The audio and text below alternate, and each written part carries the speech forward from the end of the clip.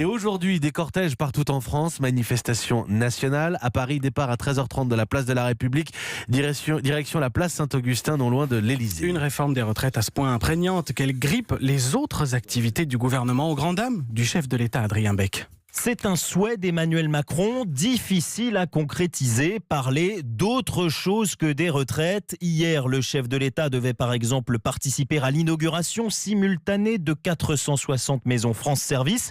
Ces structures qui regroupent les services publics en zone rurale et dans certains quartiers. Mais contexte oblige, la communication autour de cette promesse issue du grand débat national a été reportée courant janvier.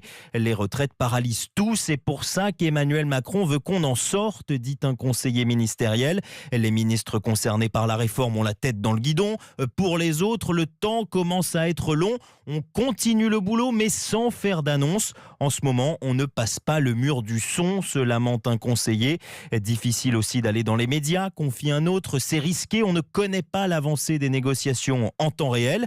Et pour rattraper le temps perdu, l'exécutif devra aller vite. La période de réserve avant les élections municipales commence le 22 février. Et là, il sera interdit de faire la moindre annonce. Adrien Beck. 36e jour de